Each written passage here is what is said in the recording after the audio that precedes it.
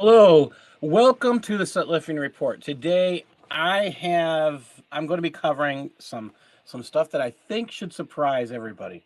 Shariah is it hates critical thinking, and for that reason, I laugh a lot when I think about it. But let's get into a reading of God's word. I always want to start as this is a Christian news show and it's apologetics. I want to get into a reading of God's word first. So I'm going to throw an invite in the chat room to a few people first. And let's see. Again, you're welcome to join us if you're interested. And I just got to get the last. All right. Here we go. Yes, Leah, you laugh because you critically thought. Well, you'll see what I'm talking about, and it might make you laugh too. Some of it might make you cry, but let's get into reading God's word because sometimes this is what I love about God's word. God wants us to critically think. So the reading of God's word today, which I usually read 3, 4, 10, up to a good amount of verses. Today it's only one verse, Galatians 5:1. Stand fast, therefore, in the liberty wherewith Christ has made us free, and be not entangled again with the yoke of bondage. One of the interesting things about scripture is that it can surprise you. You can read it for years, and then the next time you read it, you sit back and you feel surprised that suddenly you get something that you never saw before. In keeping with Paul's theme here on the Galatians binding themselves back to the law, we learn from this passage that they are willingly placing themselves in binding sin. Now, this binding sin, I like this phrase. It's probably the best description of some things, and we'll get into that in a minute. This sin, according to Paul, is the marriage of the law and the work of Christ as of equal importance in our salvation. That's heresy. It's called the Judaizer heresy. And here's my, and this is where I'm getting at, or this slight change that I saw this time. This is what I wrote when I put it out. It says, on reading the passage, you may see what it struck me today. Christ has made us free and not be entangled again with the yoke of bondage. This struck me as not just having to do with the Judaizer heresy, it has to do with the full entanglement into binding sin. Another word for binding sin that gets substituted today, addiction. It's hard to experience life without losing friends and family to various addictions, to things like drugs, alcohol, pornography, whatever. I have friends struggling to free themselves from drugs who have been successful and then for some reason return to entangle themselves into that binding sin known as addiction. We each have those areas of our lives. Thank you for joining us. I'll put you in a minute. We each have those areas of our lives where we are more easily tempted to fall into sin. Paul's words here: stand fast, therefore, in the liberty wherewith Christ has made us free. It's a shout to the mountaintops of reasons to glorify God. The second part, and be not entangled again with the yoke of bondage to those who struggle with addiction. I say that word is not accurate. Addiction doesn't describe binding sin. See, binding sin tells you there's a way out. Addiction is an excuse. That word addiction says it provides an excuse to stay in. That's why my pastor's been talking about that, and reading this passage, it just kind of slapped me to the point where I really get it. I've been believing it. It's just, there it is. Keep thinking about that. Stand fast in the liberty wherewith Christ has made us free. Dear Lord Jesus, help me stand in your word. Help me to become stronger and bolder. Help us, Lord. Help each of us to become stronger and bolder in your word. Lord, help us to continue to mold us and change us from within. We're far from your finished product. Lord, please keep working on us. Mold us so that others see you and not us. Thank you, Jesus. In your name, amen. All right, let me get back so I can see everybody. Thank you for joining us, Darcy and Sharon. Hi. This is going to get interesting. Sorry, for those of you unaware, I just came back from the doctor. I fell on Sunday, and I thought I could easily order some physical therapy to try and get my leg back to where it's supposed to be, and I've lost range of motion in my right leg. It's restricted almost back to my original injury in my knee about 2018. And it's a little frustrating, but apparently I need to go for x-rays, and we'll see what else is next. So, yeah, you have to I say listen to your doctors, pay attention. I'm going to share the screen, and we'll get into this stuff, and at some point, oops, go back. Some point when I come back, I have to put in, I'll stop, and we're going to throw in the audio for this, but let me tell you, this actually is the part 8. I had I skipped a number of ways back, so this is labeled part 8A because I'm going to get that correct in the long run. But let me tell you, this reading today, I would like to have covered more, but I can't. Because some of this stuff, you sit here when you're reading Shariah, it's, I'm not going to say it's exciting. It can be incredibly boring. It can put you to sleep easily. Law does put you to sleep. But at the same time, some of it makes you laugh. We keep hearing that you have to throw your brain out if you're going to follow Islam. Well, we're trying to apply critical thinking to Islam, and sorry, we're not letting you throw your brain out. Right. Well, it's So, pretty hard to. sorry, what? It's pretty hard to use your brain in Islam.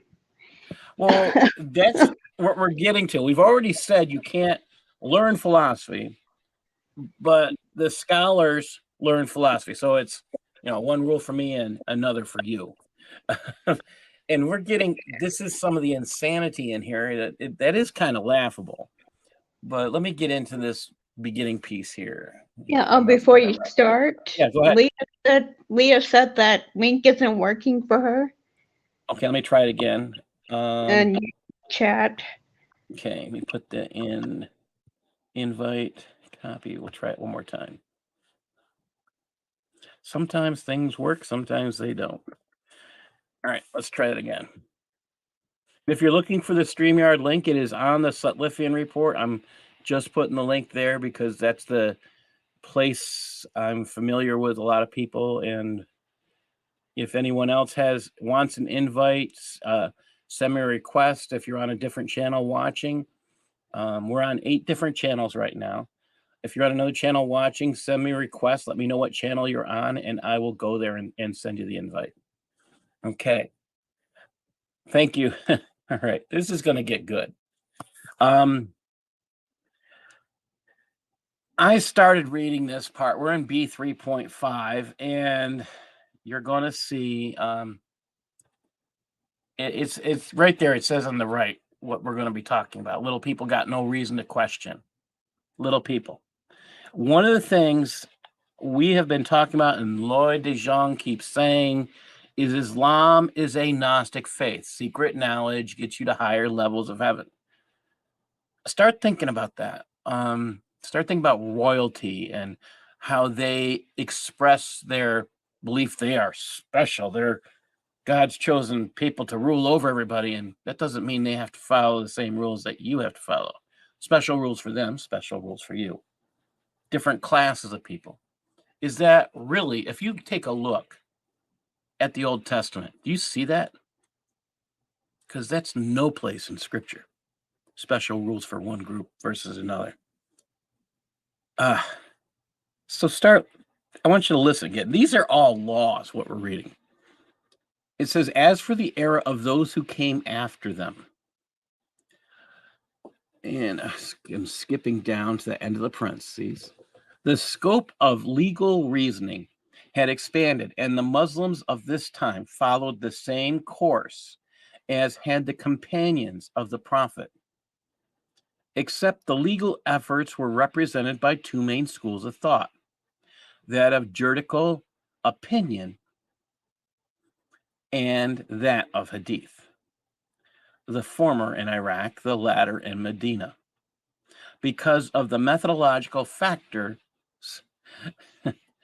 we've previously mentioned when we quoted the Khaldun, there were sometimes discussions and sharp disputes between leading representatives of the two schools. But this is the part that makes me write that part. Little people got no reason. But the ordinary people and learners, not the main, not at the main figure's level of understanding, were unconcerned with the disagreements and followed whomever they wanted of whomever was near to them without anyone censoring them for this. So you can be an average Muslim and you're unimportant. You don't matter to your God.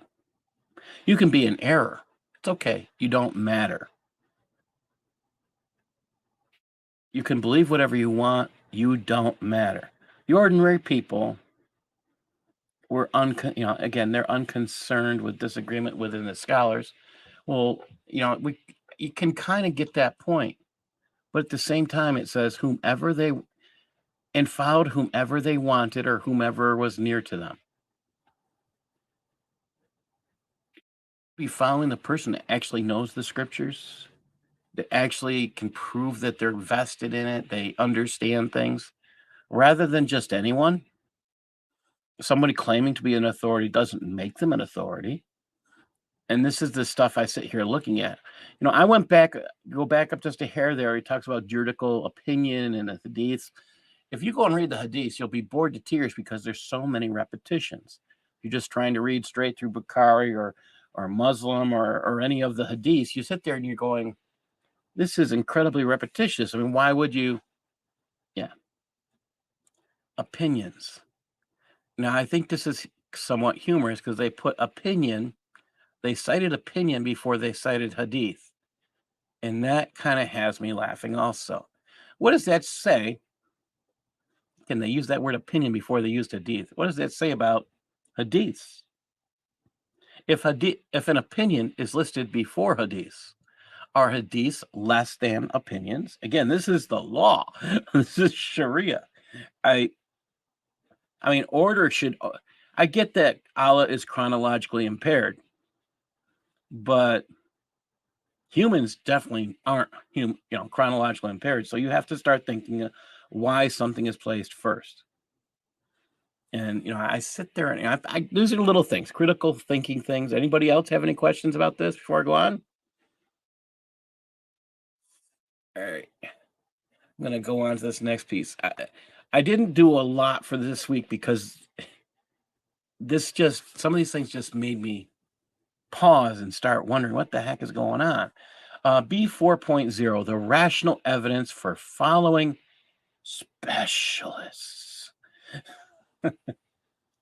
By Muhammad Booty said this. A third aspect is the obvious rational evidence, which we express in the words of Sheikh Abdullah Daraz, who says the logical proof is that assuming, and you know what we all say about assuming, that when you say you assume things, you make an ass out of you and me. Again, this is what they've written.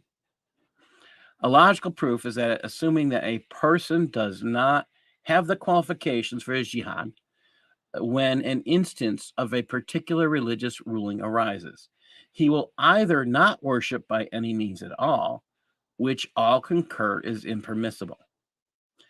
What happens if you stop worshiping? Does anybody know? You are declared an apostate. Then what's supposed to happen? Off with your head. Oh, no, they missed that part right there. Let's try that again. Assuming the person doesn't have the qualifications, when instance a particular religious ruling arises, he'll either not worship by any means at all. Wait a minute. If you don't worship and they're going to cut your head off, ooh, why are they hiding some of these things? If he worships by means of something, it will either be by examining the proof that verifies the ruling. But if you're looking at how you verify things, you're talking about opinions. So opinions can verify things. Quran, which is really lacking in critical thinking skills and details, is supposed to verify something. We're going to get into some of that in a few minutes here. Let's keep going. The former is admissible because it would lead in respect to him and all others like him to in-depth examination of the evidence for all such instances, preoccupation with which would obviate the earning of livelihoods, disrupting trades and occupations, ruining the world by neglect of tillage and offspring. Tillage, again, when they use the word tillage in Islam, they're talking about having sex with their wives or their slaves. Tillage. In here, in the law, they're talking about having sex. Oh, it gets much worse. And we're going to have a few restricted shows probably to just because the topic is going to be nasty. But again, this is Sharia. They say it's about all aspects of life, so they have to have rulings on what's permissible and not permissible in regards to sexual activity. We'll get there someday. All right, we're into B5.0. This is going pretty quick. Muhammad Booty. Because scholars this is the obligatoriness of the following's qualified scholarship. I'm just going to read his Booty's quote. Because scholars accept the evidence from Quran, Sunnah, and reason as complete and intersubstantive, that the ordinary person, learned one, is not the level of textual deduction, and ijtihad is not entitled but to follow a qualified mujtahid which is a scholar. A mujtahid is somebody who works at learning, who has comprehensive grasp of the evidence. They say that a formal legal opinion, a fatwa, this is where it's getting again. We hear a fatwa, we hear it as an expression of law. I think it's humorous that they're putting it in English that a fatwa is a legal opinion. They'll tell us it's law when they're out to kill somebody because someone has a fatwa against them. Let's think about that. How many people have died as a result of fatwas? I don't know that we can count them. There's still people out there have their lives endangered because of fatwas. Yes. Legal opinion. Do you think a legal opinion could get somebody killed? And this is the stuff I'm getting at. Sometimes what they translate is a problem. And Sharon, you are 100% correct. They don't want us to use reason. They don't want us to use logic, and they don't want us to use our brains. They keep talking about not using your brain, but they want you to follow someone that'll think for you. That's what this is saying. You got to follow that guy who knows more than you. In Christianity and Judaism, you and me, we're supposed to do the reading for ourselves.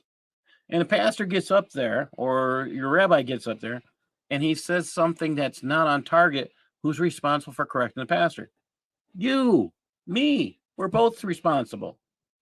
All right? Because we're supposed to be studying. We're not supposed to let the pastor do the work for us. We're supposed to be doing the studying and keeping on target. That's how different Christianity is than Islam. This little bit, we're expected to do the studying ourselves. They're saying, let a scholar do the work for you. To me, this is incredibly dangerous. You can have somebody who can sit there and lie. I mean, we read from Galatians. Galatians talked about how somebody came along after Paul and started telling them, "Oh, you got to have, you got to get circumcised, you got to follow the law, and accept Jesus' sacrifice for your sin." Even Paul comes back and corrects him. That's wrong stuff. He's saying it's incorrect. He called himself a scholar. But the people, I guess, this is why the Bereans are important. The Bereans, the Bereans searched the scriptures to find out what was right. Be a Berean. All right, let me just go back here. This is where I start to have some humor. They say that a formal legal opinion from Mujtahid is in relation to the ordinary person, just as a proof from the Quran. So, what I'm trying to say here is, an ordinary person has to follow a fatwa. But if you're not an ordinary person, you're a scholar or something like that. Do you really have? It's like saying there's two different levels of obedience. Again, this is Gnosticism. It's problematic. For the Quran, just as it obligates the scholars through verses to hold its evidences and proofs, and it obligates the uninformed person to adhere to the formal legal opinion of the scholar and his ijtihad, which is basically work. Okay, think about this. So the obvious person, the common person, has to do whatever the scholar says. Do they get a say? Are they allowed an opinion? No. And this is why critical thinking is so dangerous to Sharia and Islam as a whole. If you follow critical thinking, you'd be tearing this apart left and right. I will say this again, this is boring crap. But a person who uses critical thinking will tear this up. This is the reason I'm going slowly through it. You are supposed to use your brain. God gave you a brain. Use it. Find out the errors. Ask questions. You don't ask questions, you're not using the brain God gave you. All right, let's go on. All right, so we're almost done, believe it or not, because this is not an in-depth piece this week, because I sat here going through this and I just cannot believe some of the things I read. Here we go. Why qualified scholars differ on legal questions. B 6.1. This is from Maduhdin. Muslims of the Sunnah and community are in agreement that we have arrived, after all the rulings of sacred law, through evidence that is either unquestionably established transmission or probabilistically established transmission. The surahs of the Quran, in all of its verses, and those hadiths which have reached us by so many channels of transmission, that belief in them is obligatory. You know, there is a part where I accept this and a part where I don't. Okay, they're not talking about the Quran has to be accepted wholly. Now, listen to what I'm saying. Above, they had talked about transmissions. These are specific to how something is learned that is either in the Quran or in the Hadiths. They haven't said, if you're paying them real close attention here, they have not said they are not talking about the Quran, which brings a lot of questions here. Why did they mention the sacred law and unquestionable established transmission and probabilistically established transmissions, and then mention the Quran? If they were only going to talk about the Quran, about the Hadiths, which is usually what this is in respect to, why did they mention the Quran? Is the Quran not written, not the word of Allah? Was it not written supposedly by Muhammad? If it wasn't, that's why this is said. So is the Quran is Sharia now tearing up the original claim that Muhammad wrote? Muhammad did he had these surahs. Are they tearing it up? Because now it's saying, the way I read this, and I'm just telling everybody else, tell me if you're seeing the same thing. This is why critical thinking is important. Muslims of the Sunni community, it says, are in agreement that we have arrived at the rulings of sacred law through evidence that is either unquestionably established transmission or probabilistically established transmission. And the next thing they mention is the surahs of the Quran. Is anybody now questioning whether the surahs of the Quran were written down at a much later time than is claimed? Because this transmission we're talking about, I mean, this pretty much tells us there was no written Quran during the time of Muhammad. No, nothing written down during the time of Abu Bakr is what would be the claim here. Because if you're talking about transmissions, Abu Bakr was there. That's first generation. If we're talking about transmission, we're talking about generations. So are we talking about during the time of Umar or later? This is something, I mean, Muslims have to ask these questions themselves. Why? Again, this is their Sharia. I mean, one of the things I owe Dr. Lloyd DeJong a great service for is he kept nailing it to me when we were having this conversation. He says Sharia is the end of Islam. The problem is getting a Muslim to ask these questions. Why did they mention the surahs if the Quran was given by Muhammad and Allah? How long? Unquestionably established transmission. How long did it take to get to create the Quran? Are we talking 100 years after? 200 years? Are you starting to think about this? I hope you are. Because it implies, I mean, that's quite a statement there. Now, Can I ask you a question? yes, please. It's probably a dumb question, but if we're the ones transmitting to them their hadith and their surahs, are they obligated to listen? I'm sorry. Well, that's kind of the humor in here, and we're actually forbidden from doing what we're doing. Okay, yeah, So, that I know. Yeah. Okay. because we're doing this, because they're not willing to ask these questions, they're told they can't think. I'm hoping one of the Muslims actually that's out there will use their brain and consider for themselves whether what we're saying is true or false. If I mean, you're asking a really good question. Do they have an obligation to give us an answer?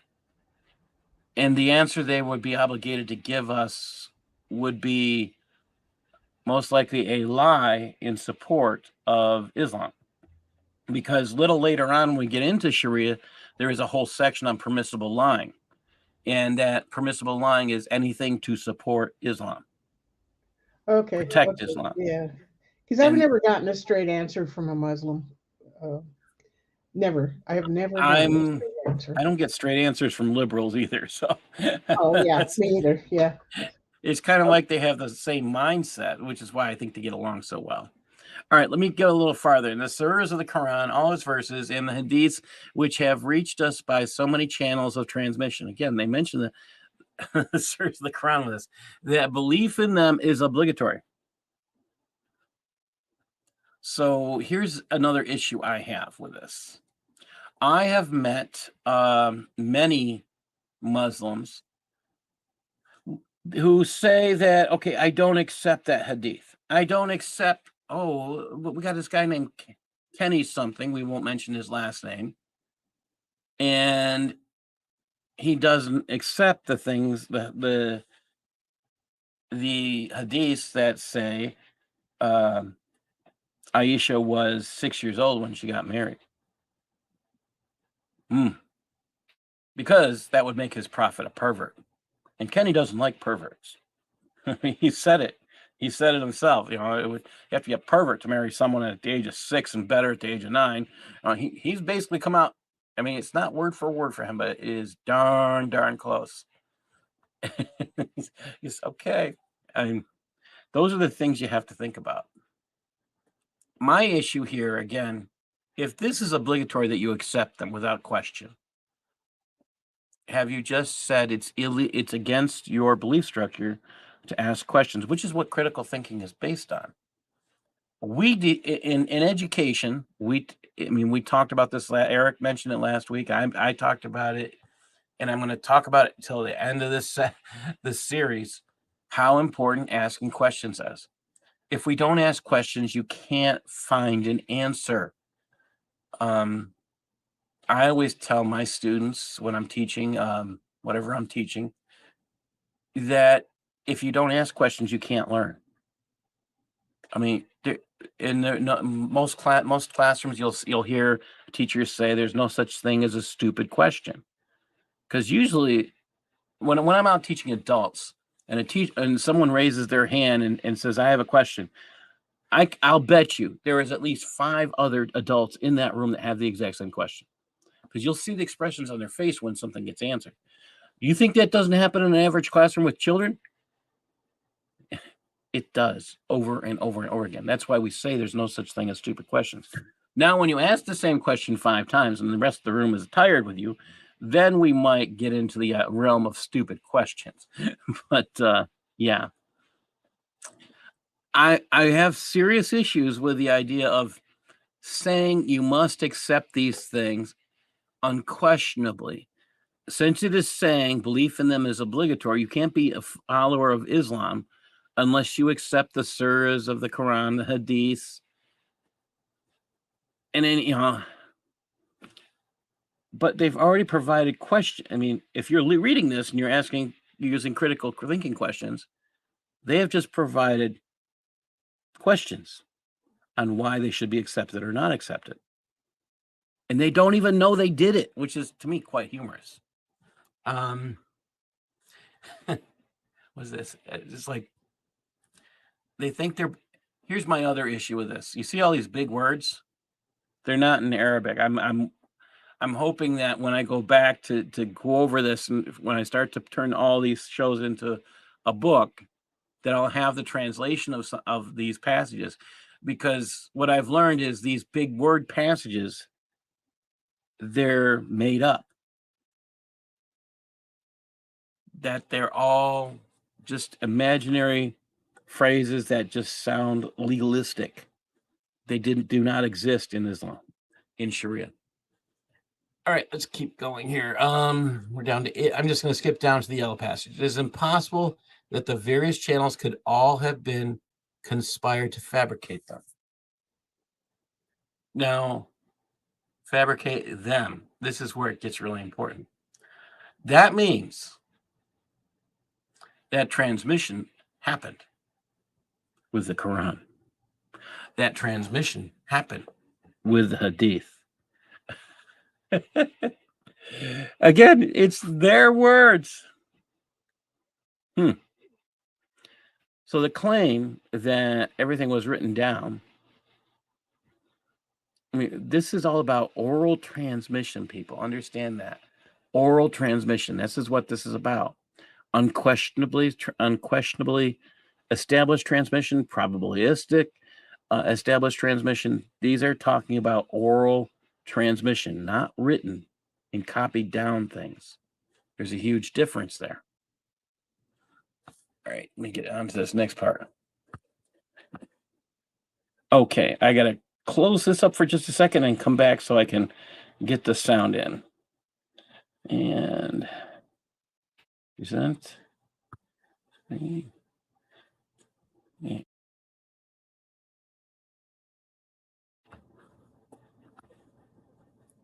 here we go.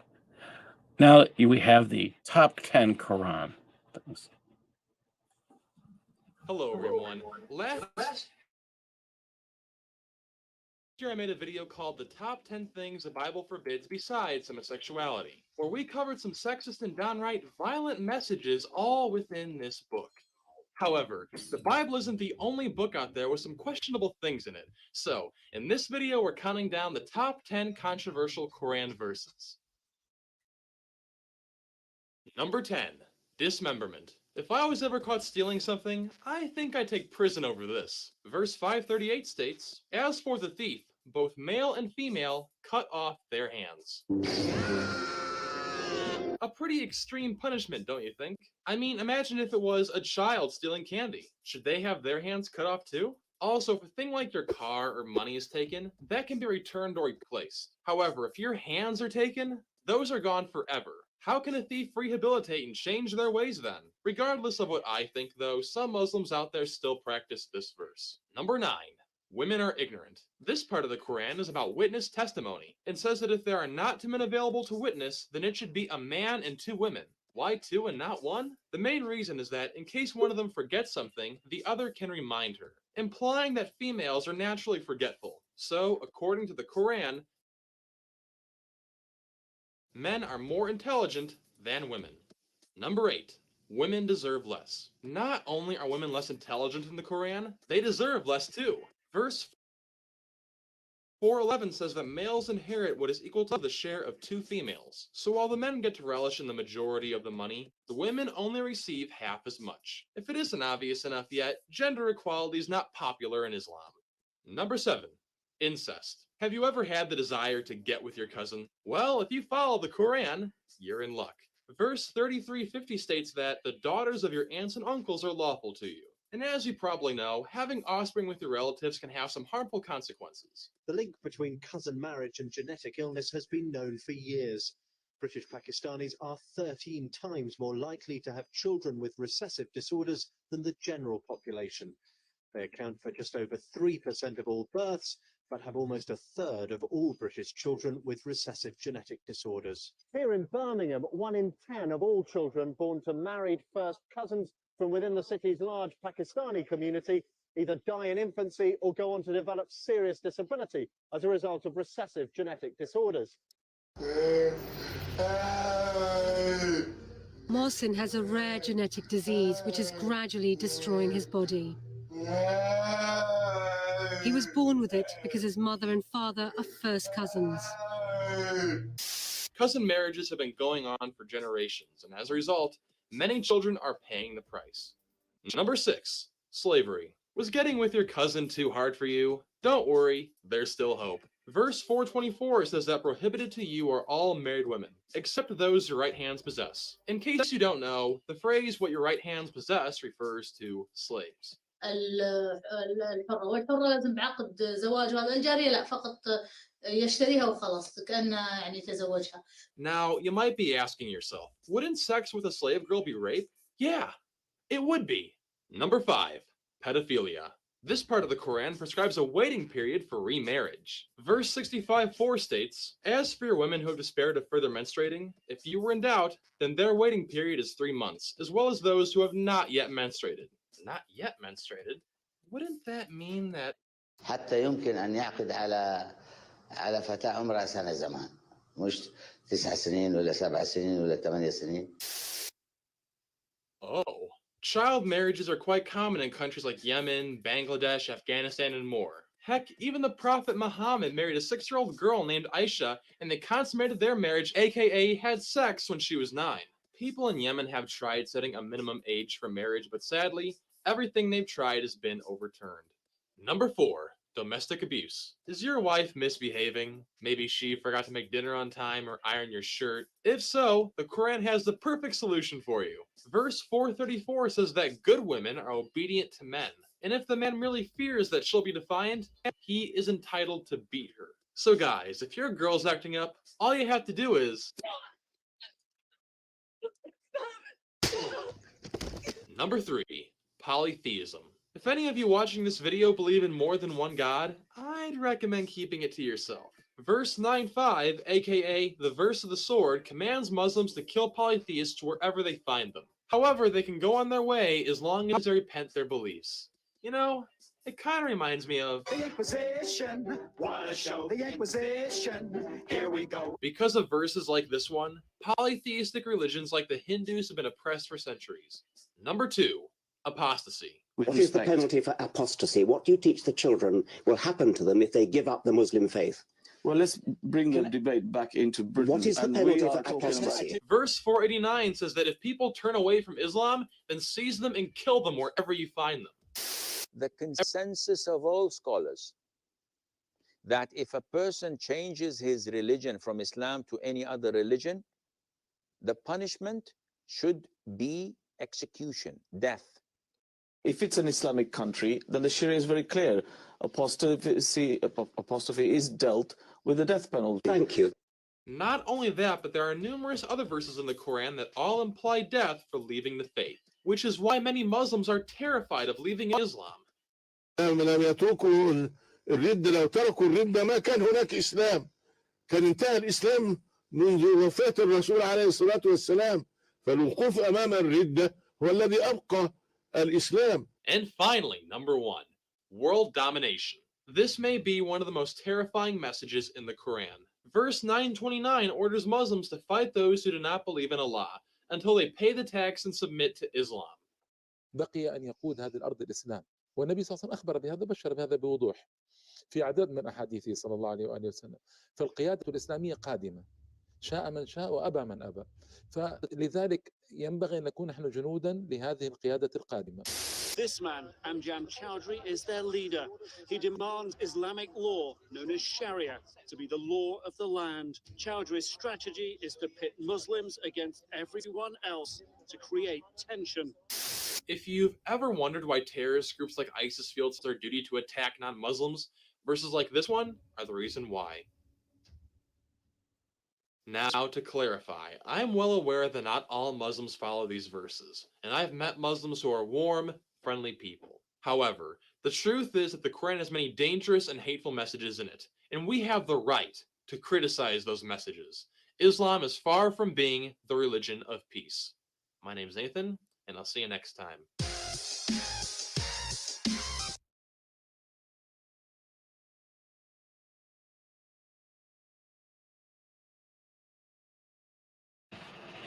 Isn't this reason to use your critical thinking skills? I mean, that's what I'm getting at. It's time for critical thinking. Hold on a second. I got to get out of this mode here. All right. Hello. All right. Critical thinking is all important. You have to ask questions. If you're not asking questions, you're not learning. You can't learn more about Islam without asking questions. But if asking questions, here's the thing I like about how he went towards the end. If you're asking questions and you find reasons to not believe, then you're supposed to, if you don't believe, see, they scare you into not leaving them publicly because they're going to kill you if they catch you.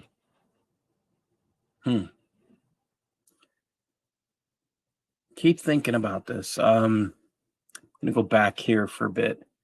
These verses in this in Shariah, they're problematic as a whole.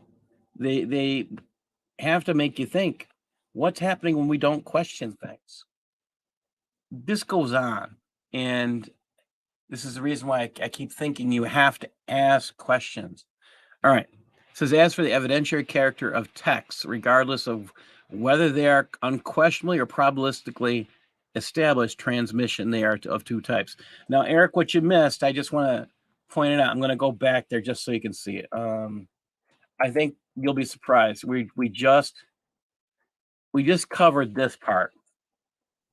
And what I pointed out, and we're going to go back to that in just a second, B6.1 says, and this is with using the critical thinking skills that we have as educators, we have as human beings.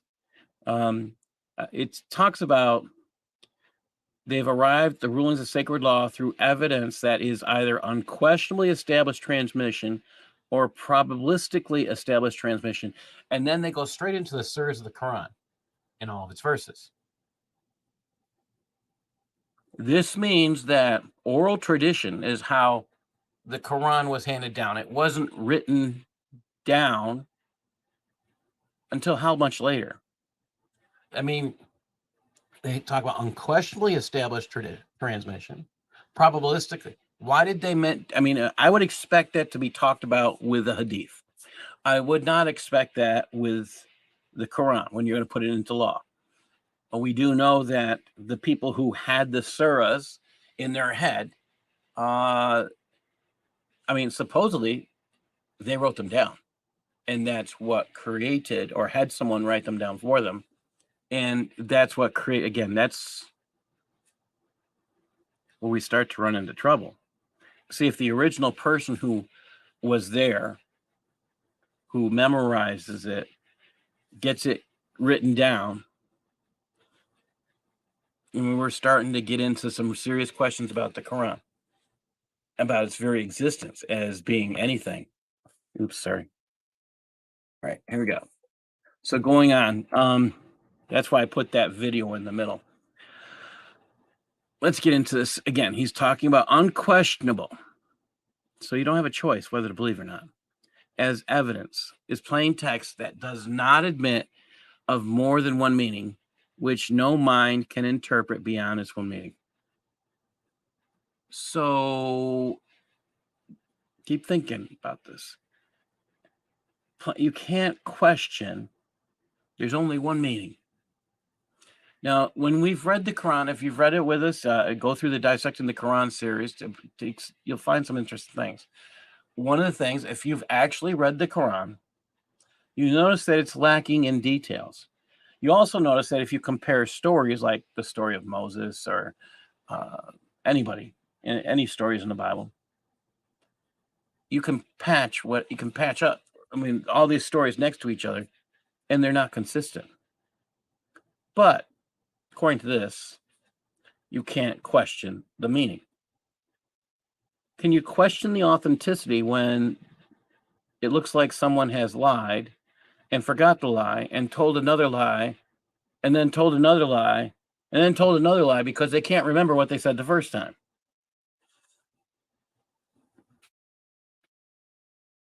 Unquestionable evidence.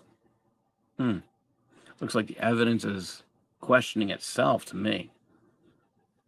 But don't question that. The evidence is there. Maybe that's what we should say. It's unquestionable evidence that the Quran is filled with con man language. It's filled with lies and deceit. That's unquestionable evidence. I can give them that part. It's in there when you read the Quran. One of the things I will never forget, the thing that has me probably surprised the most, is how the Quran has it has evidence over and over and over and over again that it was written by someone who did not know Arabic as their first language. Yet their claim in Arab people who are Muslim and Arabs believe they have superiority in Islam. But the author of the Quran, the person who wrote the Quran, did not know Arabic as their first language. That's just where I think is fascinating. All right, let's get back into this. We're talking about unquestionable evidence. And it's you can't interpret things behind the Quran beyond its one meaning, which there's no possibility to construe in terms of other than its apparent sense. When you use con man language which is in the Quran, you don't use details. The purpose is so you can take with con man language is you get someone doing a fortune telling or something, and they're trying to con you. They'll say like, "Oh, you're gonna meet a handsome guy, or you're gonna meet a beautiful woman," blah blah blah. They give you these stories. So you walk down the street, you see a pretty girl. Okay, It's con man language. They didn't tell you anything specific. They didn't say she's going to have black hair. They didn't say she's going to have blonde hair. She's going to have all these, he's going to have all these things. They didn't give you any details. They just gave you generalities. And that is a problem. Why? Because it says something about the person who did the writing. He didn't know. He made stuff up on the fly, and he was trying to con you. So how can you only have that one meaning? And if you ever read Ibn Kathir's stuff, you know that this is mess. They must not have liked Ibn Kathir, but yet they consider him a scholar. So I don't know what they're doing here.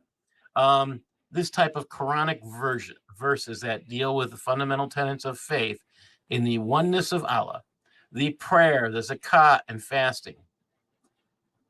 Okay. Just to let everybody know who doesn't know, Ramadan we are at that point of Ramadan. We're back into Ramadan Bamathon, and this is the time where they skip lunch. There is no fasting. Okay, be careful during Ramadan Bamathon because that's when the jihadis go wild. And it's their claims, their scriptures that endorse it. Zakat. What do they got to give? 12.5%. Every Muslim who pays zakat must give, it's required, 12.5% to jihad. It is required. It's in Shariah. If you want more on that, look up Ramadan, zakat, and jihad. It's a past video that I've done. It'll blow your mind. Let's keep going. In none of which is there any room for disagreement, nor have any differences concerning them been heard or reported from the imams of sacred law. Everything in this category is termed unquestionable as evidence. Well, here's my problem with the oneness of Allah. When you read the Quran and you look at Allah and you look at the characteristics of Allah and you look at the characteristics of Satan, why is it that Allah has the same characteristics as Satan in the Quran? Can someone explain that to me? Okay. We're talking about the oneness. I mean, again, there are other we're talking about their God Allah refers to himself as an us and a we. Where's the oneness there? Please go ahead, Sharon. Oh, well, I always say it is Satan because of the attributes. And then it's also called itself Lord of the World several times. And that's one of Satan's titles from the Bible. Yes. Yes. And I always call it an it. Oh, Allah in it. And I find that humorous because I don't think Allah. I mean, I would say Allah has male attributes because he's always concerned about having sex. I think he's more of a sock puppet and asexual because I don't think he can produce without help. But yeah. Technically, I think it's really Muhammad. Oh yeah. But I usually go with what they believe. Try to get into their mindset. But yeah, I agree with you totally. They're saying these things are unquestionable. I say the word fasting is questionable. When you only skip lunch and you have a feast in the morning and you have a wild feast at night and you stuff yourself so you can't eat anymore and you try to survive during the daytime and you're all irritable because you have to do this. Start reading Shariah, people. Muslims, I encourage you to read Shariah to see how many outs you can find on not obeying these rules. You'll probably find an out. Read the Shariah. This is a very valuable thing. All right. Next, we're up to the second type, probabilistic as evidence. It's a text that can bear more than one meaning, whether because it contains a word that can lexically have two different meanings. Yeah. This is where it gets humorous. Notice this part. It can lexically have two different meanings. Now, if you have paid attention to the work that's being done, where there's 37 or 38, I can't remember, 37, 38, different Qurans we're talking about today. And in Arabic, the original Quran had no vowels. And you can't find a Muslim who is willing to translate Arabic without the dots. You can't. You can't find with the vowel notes. You can't find one Muslim who's willing to translate that. Why is that? Well, because of this. See, if you put in the vowels, they have different words. It's not just two different meanings. They are two different words. And it's in Shariah here. Well, it could be different. Yeah, there's a whole bunch. Hatun could really do a lot of. I suggest you go and look at Hatun's work. You'll see a lot of this there. And it goes on and it says, could be a figure of speech. It could be a metaphor. It can be interpreted other than the apparent sense and the context without contradicting what was intended by the wise lawgiver. Do you remember who the wise lawgiver was? Does anybody remember that? According to the Quran, you would think they're talking about Allah, right? That's not true. According to Reliance the Traveler, the Sharia, it's Allah or his messenger. So are we talking about Allah or the are we talking about Muhammad? Or are we talking about them both? Which would make Allah the sock puppet. Keep thinking about it. It is here we find scope for scholarly difference of opinion to greater or lesser extent, depending on the number of meanings a text can imply, how much interpretation it'll bear, and so forth. Keep remembering, I was talking about con man language. These lack of, there's generalities, there's lack of details. So if you go and you want to have a good laugh, read a passage in the Quran. Then go find out Ibn Kathir's commentary on it. You would think, we're going through this right now with Usama Dakdak's show. And in his show, they're going through Moses and talking about, we were just talking about the temple. And Ibn Kathir just makes up all this crap like he was actually there when God was talking to Moses. He just makes up stuff. It's not in the Quran. So you have to sit there and ask, was Ibn Kathir there? Does he know more than Muhammad, who was there? But, yeah. Interpretation. Yeah. It says all of the derivative rulings of the sacred law of this type are probabilistic as evidence, so we naturally find differences among Islamic legal scholars to their interpretation. Again, you can't accept stuff as answers if the legal scholars don't accept it. And when they're in consensus, where the legal scholars agree, this is the problem I have. If legal scholars agree, you're not allowed to use your brain and say, uh-oh, that does not sound right. Yes, where they say, open it up and take out the brain. All right. We're down to the last piece we're going to cover today. This is not the last slide, though. B6.2, it says, we conclude this short summary with an example to clarify what we have said. Consider the word of Allah. Now we're going to come back and we're going to take a look at what those verses actually say in correctly translated in a bit. But let's go through this verse. It says, divorced women shall wait by themselves for 3 periods. What is wrong with the order of these 2 verses? Can someone tell me? It's really simple. Which verse should be first? Let me just ask that. Shouldn't it be the verse 226? Chronologically, you would think that comes first. So why do they cite verse 228 first? I mean, you have to, what's the importance of doing that? You're not going to find out until we look at the translation. So, divorced women shall wait by themselves for 3 periods. As opposed to his saying in the same surah, those who forswear their women have to wait 4 months. I'm going to leave that there and just think about, I mean, that's the translation they're giving.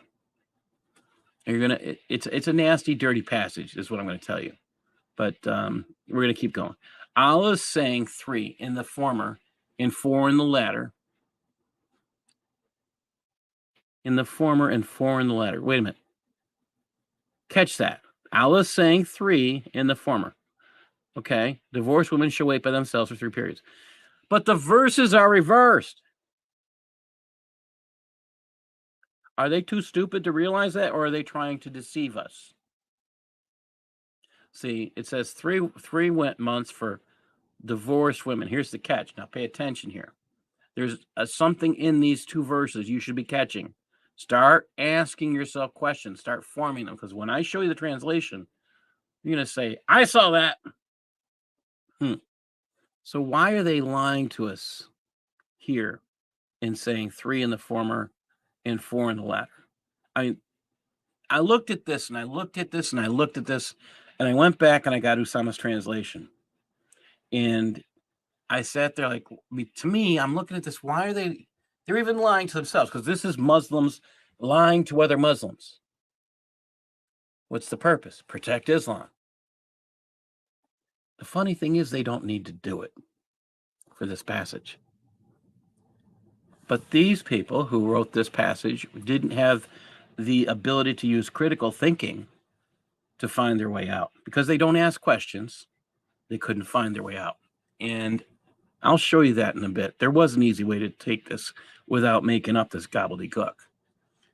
But in contrast with this, when Allah says periods in the first and months in the second, we find that the former words can have more one sense in Arabic. They're talking about, okay, it could be months. The other one can be talking about meaning is incapable of bearing one to interpret concerning the question. Imam Qurtubi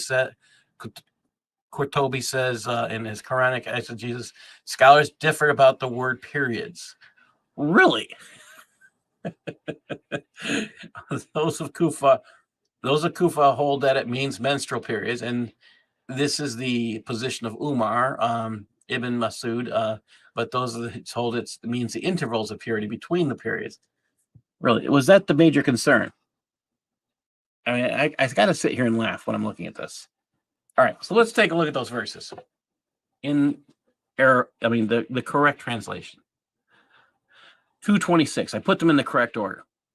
To those who desire divorce from their women, let them stop having sex with them for 4 months. So if they get back together, pay real close attention. This is why they're playing with a 4 and the 3, and you'll see it quickly. 227. And if they decide on divorce, see, they left that out.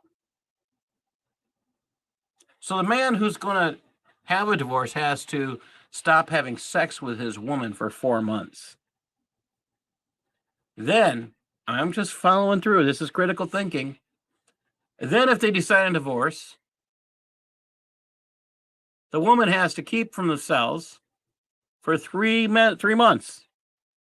She's not allowed to marry somebody for another. That's 7 months, people. 4 months where the husband says, no, we're not going to do this. And then another 3 months. So there's 3 and 4 that they've been lying to you even in the reliance of the traveler. We're talking about Shariah. That's 4 months the man has to stop touching his wife. And then it's another 3 months the woman's on her own. Let's take a look what verse 228 says to back this up. And the divorced woman should keep themselves from having sex with their husbands for three menstruations. It is not lawful for them to hide what Allah has created in their wombs if they were. But the divorced woman, she's away from her husband. She hasn't had sex with him for 4 months, according to this passage. And now she has to wait another 3 months before she can even be interested in another guy. I'm not saying that she should just be running out there and trying to find another man. But during this time period, to be alone meant she probably didn't have any income. She didn't have a way of providing for herself and her children, except for her immediate family. And sometimes they weren't willing to take you in, especially for divorce.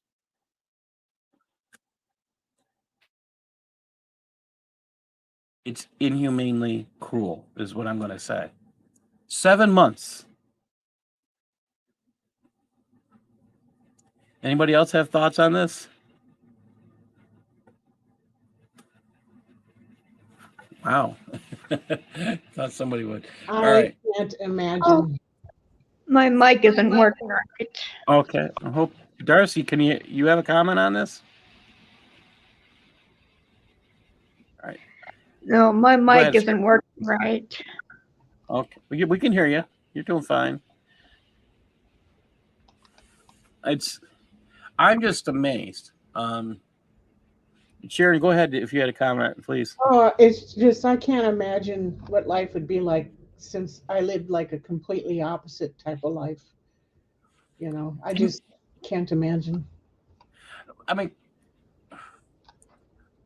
I guess do you see do you see 7 months here as I do? I want to make sure somebody else sees it, because I mean, maybe I'm imagining things, but I see 7 months there, because the first verse talks about the woman is still in the home. Well, no, sorry. Go ahead, Sharon. Sorry. Oh, it's just her and her kids would starve. Oh, Yeah. but no, wait a minute. The man owns the kids. Yes. Right? Yeah, so the kids probably wouldn't starve. She would. And she'd be Yes. out in the streets, right? Yes. Yes. Yeah, Okay, that's so she's in the house for 4 months. All right. They get the divorce. Now she's on the street for 3 months and she can't be around another man. she would starve. Yeah. But I mean, do you think he's actually providing for her correctly in those last 4 months is my other question. I mean, that would be, for me, I just don't see that being done correctly, but I don't know. I see it a different way entirely. okay. Say those who forswear their women, that to me is talking about men who forswear their women. They have to wait 4 months. Yes, that's what I'm getting at. The man has to wait 4 months. But the Yes. divorced women have to wait by themselves. That's the woman who's already out of the house. Right, That's but that shows the hypocrisy, the preferential treatment towards men. Yes. Well, You know. and this again, the purpose is to supposedly that she won't hide that she has a child. But again, he's already had to be celibate from her. Not celibate, really, because he's could have, how many other wives and countless other sex slaves. For this one woman, he's had to be celibate from her for 4 months. He kicks her out of the house on 227 and divorces her. And she's on the street and she's not allowed to be around another man for 3 menstruations. And during this time period, this was dangerous. So this reveals that this passage is hooey. Okay? So this reveals, Shariah has just got caught in a lie. They're talking about a supposed thing with 3 and 4 when it's actually 7. I mean, think about that. If you read the passage and you translate it correctly, we get 7 months. And this is, I had to reread this four or 5 times to double check. Wait a minute. Okay. To those who desire to divorce from their women, it's only the desire. She doesn't even have to know. Is he even talking to her about divorce at this point? No, he's just cut her off from having sex. So, Muslim women, if you're out there, your husband has stopped having sex with you, according to the Quran, he's probably going to divorce you. Scary. Yeah, I'd be concerned. I'd seek some help if I were you.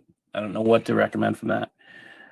When I went through this, I spent a lot of time thinking, asking questions. And I don't think we can survive without asking questions.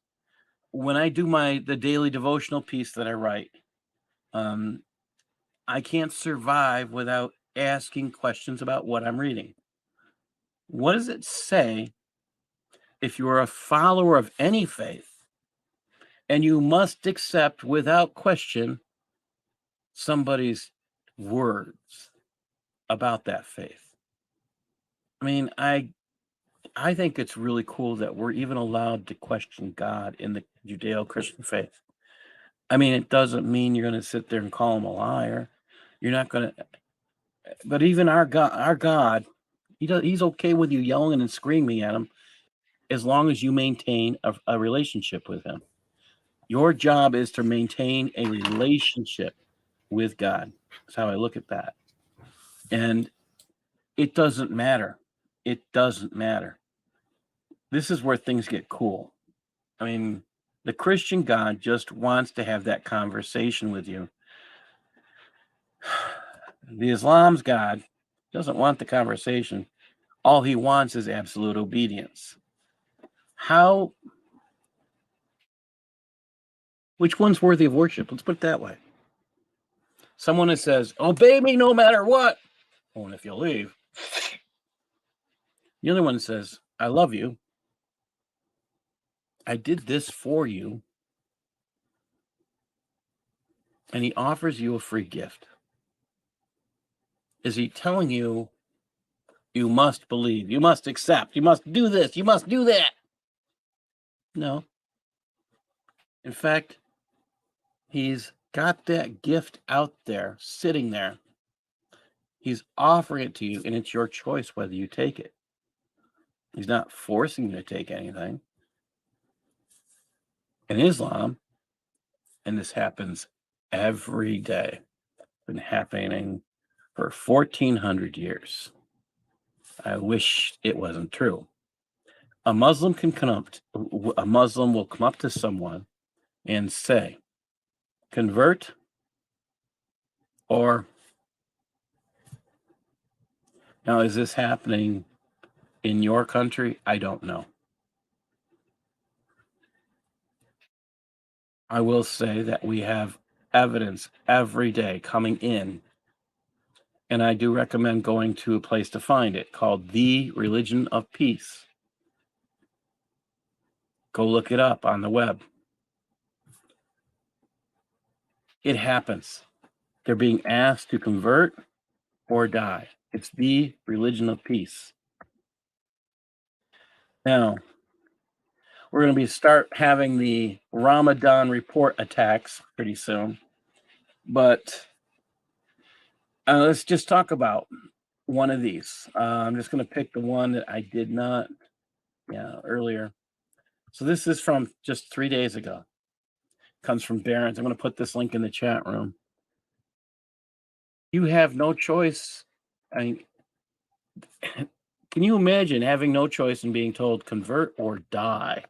And I'll put it in private chat for everybody else too. Oops. And I'm going to put this out one more time because I didn't put it out to all the destinations.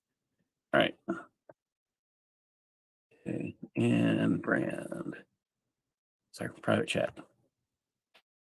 So if you in here want to look, suspected jihadis kill 11 in Burkina Faso. 5 women, a man, and 5 army volunteers have died in a series of attacks in eastern Burkina Faso over the last 2 days, a local security source said. The woman died on Monday when the booby-trapped body of a young man was killed. The day before exploded in central eastern Burkina, where jihadi attacks are frequent. The young man and 3 friends had been intercepted by armed terrorists. 3 managed to escape, but unfortunately the 4th was killed. On Monday morning, village men set off to bury the man only for his body to explode. This is happening too often. I'm always reading of forced conversions. You find this every day it's in the news.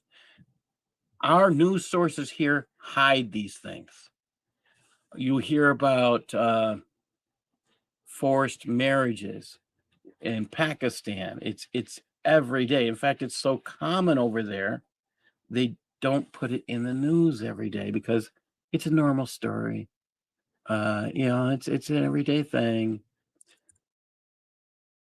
Forced, I mean, you could type it in, forced marriage, and you can go to news, and I'm just going to do that right now. And it's like the first thing that comes up. They'll usually hide it. Okay, here's one from 3 days ago in Nigeria, forced marriage. And I'll put this up on the screen just a minute.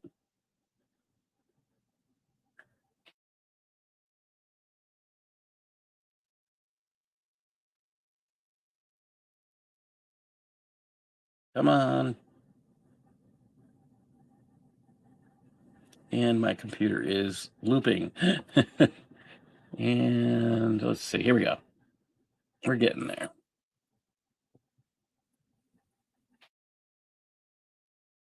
It's hidden. Crap. Oh, here we go. I'm going to put that up on the screen now.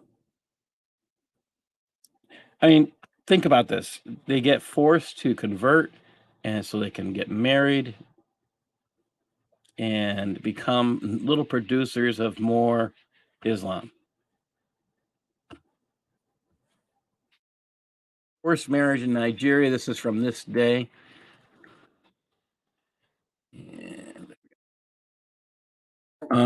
The article by Success Ojasa discusses forced and arranged marriages, explaining the difference between the two types of marriage, consent being a major distinguishing factor while not approving of either type of marriage. What do you mean, not approving? So let's go down here to what is forced marriage. This is a situation where one is pressured into a marriage absent of free will. It is a situation where when one consents to a marriage that they will not have consented to. It is, think about this wording here. It's just a bad article to begin with, and I apologize for that. I'm reading these every day. This is not one of the ones out of Pakistan. This is from Nigeria. Every day you get these articles, if you pay attention. There's every single day. Oh, here's the new boom one. I didn't catch this one. All right. Yeah. Wow, that's the last one from last year. Wow. All right. So Sharon gave me something to share. Wow. So Ramadan 2022. Let me pull that up. Again, this is not going to be a good year, I don't believe, for Ramadan. I don't think it's going to be something anybody will be happy to see. I think it's going to be an especially hard time. The last year, in 2022, there were 177 attacks, 1,086 people killed. And no one suffers more than other Muslims during the month of Ramadan. Again, if you can't question Islam, you can't find out if what it's saying has error. And Eric, I've been thinking about you a lot this week because when I was reading this stuff and I was talking about it keeps saying the parts that we're reading, we're talking about transmission, and I sat there thinking of how all the things that you've done to expose, like, okay, Jerusalem was there, but Mecca wasn't. All these little things that you've done about the Qurans and all the little pieces that you put together. I have to sit there and look, and think about it afterwards. And I see all these questions that they have put in. They're giving us reasons to ask questions in Sharia. They're giving us reasons to question if the scriptures are actually close to accurate. Well, you don't have free will if you cannot question your religion, or you cannot question the authorities that are in charge of your religion. And this is one of the one of the biggest faults that you find in Islam. When you start looking at the backwardnesses of cultures. This is what cultural decay looks like, or the non-advancement of a culture when you cannot have free inquiry, and then you codify it into the Sharia because you cannot. What does the Sharia say? It says that you cannot question any passage of the Quran where the consensus of which is the consensus of the scholars. Yeah. Or something along the Muhammad. I'd have to read it, but the fact is that when you can't question that, your learning dies. I mean, that's just a natural that's just a natural law of consequences that happens. If you can't question, then you cannot advance in society. You can't advance in science. You can't advance culturally, and you're going to be stuck in the 7th century. Reason why, as a whole, that you cannot. I mean, they had to create something which was recently created in the past. Since the 60s, I should say. Hold on, Paul, just a second. Somebody just rang the doorbell. Hold on. Oh, never mind. Hold on. Yeah, you can't create. We had this created here. It was created here, pretty much in the United States and Canada and in England, where they have this thing called the Islamization of knowledge. Islamization of knowledge has to do with you can't accept anything new unless it goes through the rose-colored glasses of Islam. Okay, rose-colored glasses say, okay, if it's acceptable to Islam, it goes through this test and some modification. Now we can accept it. When any kind of faith structure does that, they claim to have authority over everything. That's problematic. I don't know anyone or anything besides God that knows everything. God's the only one that I can trust that has that kind of knowledge. It's scary to think. I got to turn off my sound. Apparently, I didn't do that, which I normally do.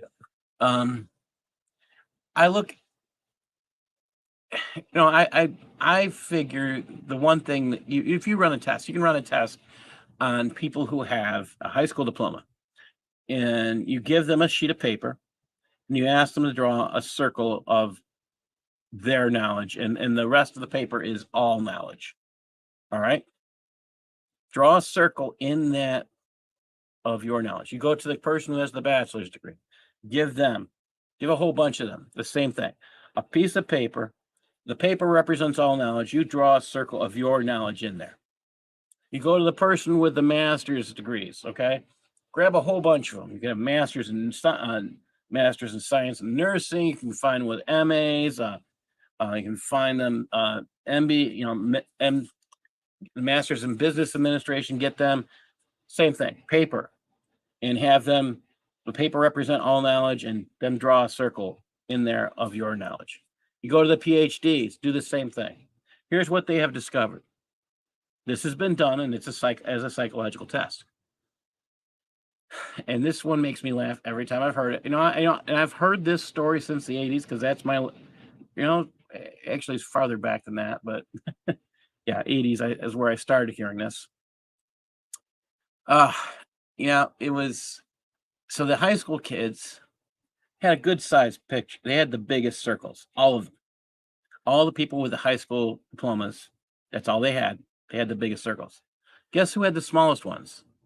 See, the more you know, the more you realize you don't know. This is the purpose of critical thinking. You have to find out. This is why you ask questions, because you realize we are simple people. If we don't ask questions, we don't know. We can't learn what we don't know, because that means we can't learn more. So we remain stupid or ignorant. Most human beings want to know more. They want to understand. There's a drive within them. And yes, Larry, Crossing Crescent should be on this Sunday. I almost wasn't on today. Did not expect that part. Okay. We have to start thinking about what is going on with our faith structures. If you have a faith structure that says you can't ask questions, I don't care what you're in.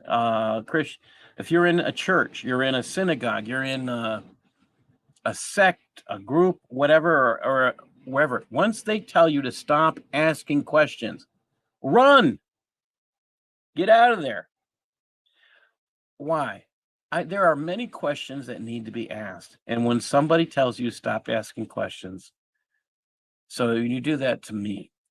I'm a research writer. This actually happened to me, and this is the reason I do what I do now. I found the Muslim Brotherhood at Nazareth College of Rochester. I asked questions, and I got blacklisted by Nazareth College for asking questions about, taking someone, I made an accusation, that they were accepting funds from a parent of Al Qaeda. Yeah, the Muslim Brotherhood. They accepted $500,000 from a group called the International Institute of Islamic Thought, which is part of the Muslim Brotherhood in North America. It's actually written into a document. And where's the value in taking money from the parents of someone who attacked us? Well, they ended up hiring they paid for $500,000 that paid for an Islamic chair at Nazareth College. You hear the word Nazareth College and you don't think there's going to be an Islamic chair. You think it's going to be a Christian or a Catholic school. Well, it's neither now. But there is an Islamic chair. There's an Islamic chair. Think about that. What's going on when you're not allowed to ask questions? You go to you go to any Christian school. I had one professor in the theology class who got upset because I questioned one of his conclusions. And I told him he was wrong. And he said, okay, you have to come in and prove that you're right. And if you don't, you are going to fail my class. You might as well not come again. I got the biggest grin on my face. Here's what happened. I grinned and grinned and grinned. And the next day, class, I stood in front of his class. I handed out papers that proved he was wrong in his conclusion. I handed it out to everybody. And they're looking at it. They're reading it. Sutliff is right. Brown was wrong. Oh my gosh. And this guy had cited about how many academic credentials he has. Okay, I didn't have my master's. I had my bachelor's and I had a brain. Okay. I had my critical thinking. My critical thinking skills are far refined now, having done master's work, having done some PhD work. I look at this, how can you tell someone to stop asking? He got mad because I questioned his conclusions. And then I was able to establish to everybody in the class. So here's what he did when I gave it to him, the handout to him. He looked at it and would not make another comment about the issue. Everybody in the class got mad. They're insisting I make him apologize because he threatened me and he told me I was an idiot, basically, in front of everybody. I just walked out I told everybody with a big grin on my face, did I prove myself correct? Do I need him to apologize to admit that? I said, no. Yep, he knew he was busted. And I sat there kind of laughing to myself afterwards. I didn't need him to apologize. I didn't need him to admit he was wrong. He knew he was wrong. I swore, that's what happened in the beginning of the discussion. I was basically accusing him of purposely misinforming the public. When I handed out those sheets, he knew he was done. So I think he pretty much knew that. Well, that was back in the 90s, and he has probably since went to be hopefully with the Lord. But you sit there, you learn these things, and it's all from asking questions when people want you to stop. This is where, again, you have to pay attention to Scripture. This is why you want to ask questions of Scripture so you learn more. If I didn't do that, I couldn't write the devotionals I write. If I didn't do that, I couldn't do the jobs I do. I do more than just write books on devotionals. I do more. I do a lot of different things. And I'm only good at any of them because I ask questions. When I do work with students, I just go back to that phrase. There's no such thing as a stupid question. Because if one of you is asking a question, chances are there's 5 others asking the same exact question. Now, here's the real thing and remember that countdown. He's talking about apostasy. They all agree that Islam would be dead if they didn't threaten to kill you if you leave.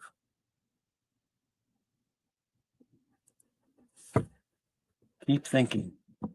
Are they going to kill you for asking questions, or are they going to kill you for using your brain? Be concerned, people. Somebody wants to shut you down. They don't want you to think for yourself.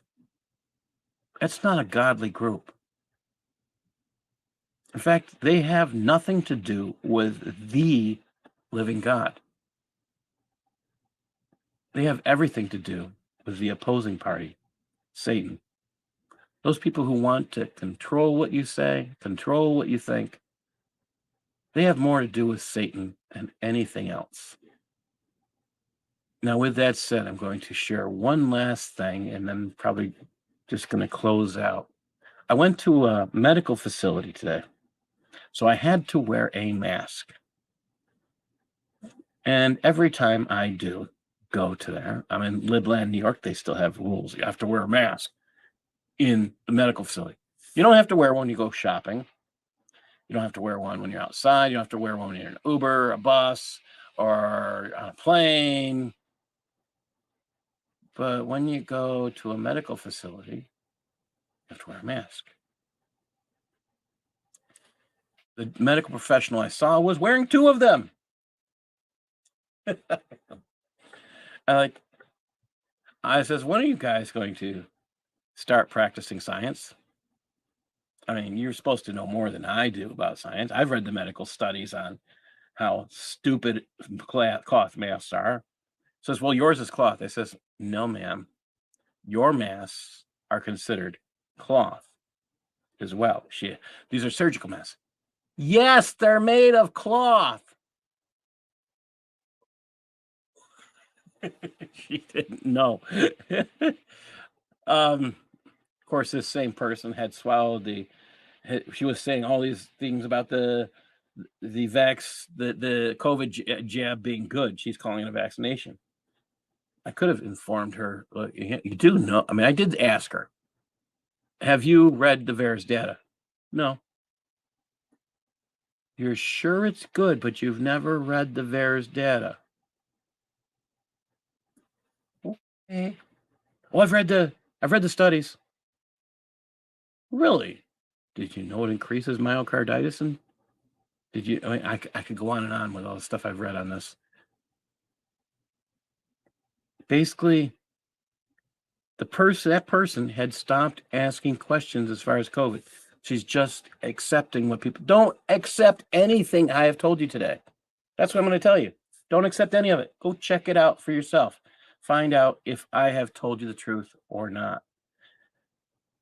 And now that's what it comes down to. Am I telling you the truth or am I telling you a lie? Don't accept it.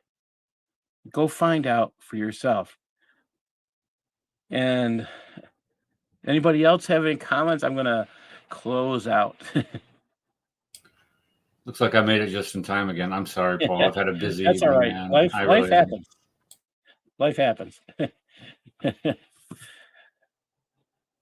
Darcy, I know your tablet's out, but what Darcy would tell you today is use your brain. Go ahead, Sharon. Thank you. And I'm going to admit today's was a confusing one because some of that stuff that you had up there, I had to read a couple times. Yeah. Yeah. And that's what it did to me. And exactly, I'm that's why, I mean, some of their words were so jumped together. I mean, the whole line all the way across was like one word. Yeah. It's So I didn't, I personally, I look at that and I'm like, wait a minute, that just, yeah. I went through these 3 or 4. This is why this today's was kind of short. Something is wrong, is when it comes down to all of this has to do with you really can't ask questions, and I cannot grasp living in a world where you can't. Well, look at what their world has put out. Not much, except violence, a lot of deformed kids, a lot of kids, and not much else. If they didn't discover oil that we helped them take out of the ground, they wouldn't have a lot of money either. That's pretty much it. I would like to see what would happen if Iran, Iraq, all these Islamic countries, 53 is these 50 some Islamic countries, at 57 it might be, Islamic nations had no outside financing and we didn't buy their products. How would they survive?